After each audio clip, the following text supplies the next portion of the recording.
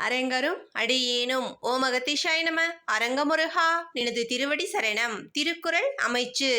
மதிநுட்பம் நூலோடு உடையார்க்கு அதிநுட்பம் யாவுள முன்னிற்பவை. நூல் அறிவோடும் நுண்ணிய அறிவோடும் இருப்பவனுக்கு செய்ய முடியாத செயல் என்று ஒன்றுமில்லை. குருவின் உணர்வுகளை புரிந்து கொள்பவன் ஞானம் பெறுவான் என்ற ஆறுமுகப் பெருமானே. நாம் ஒவ்வொருவரும் ஏதேனும் ஒரு பற்று கொண்டுதான் வாழ்கின்றோம். அதனால் சில சமயங்களில் கோபமும் வருத்தமும் அவமானமும் துன்பமும் சுமக்கின்றோம். எந்த ஒரு ஜீவராசியும் பிற உயிர்களிடத்திலிருந்து தப்பித்து கொள்ளவே போராடுகிறது. சில சமயங்களில் போராட முடியாமல் தவிக்கின்றது, தன்னை இழந்து விடுகிறது. இதை நாம் நாள்தோறும் ஏதேனும் ஒன்றை பார்த்து கொண்டுதான் இருக்கின்றோம்.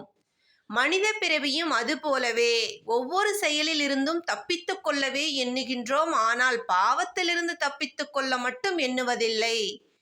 எது பாவம் என்று அறிய முடியவில்லை என்றாலும் அந்த பாவத்தின் உணர்வுகள் நம்மில் பதிந்துவிடும். இதையும் நம்மால் உணர முடிவதில்லை. எது எதனுடன் சேருகின்றதோ அது அதன் வேலையை செய்யும் என்பார்கள். நூலறிவும் நுட்பமான அறிவும் இருந்தபோதிலும் ஞான அறிவு இல்லை என்றால் அறத்தை பற்றியோ அறநெறியை பற்றியும் அறிய முடியாது, கடைபிடிக்கவும் முடியாது. தன்னை காப்பாற்றிக் கொள்ள வழி தெரியாது, தப்பிக்க தெரிந்தவனே கரை சேருவான்.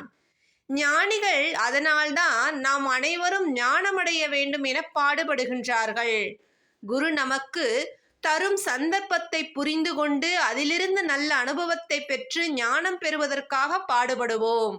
நம்மை காத்து கொள்ளும் உணர்வை பெறுவோம், பிறரை காப்பாற்றும் அருளை பெறுவோம். ஓம் முருகப்பெருமான் திருவடிகள் போற்றி போற்றி. குருவின் அருளோடு பணிவான காலை வணக்கம்.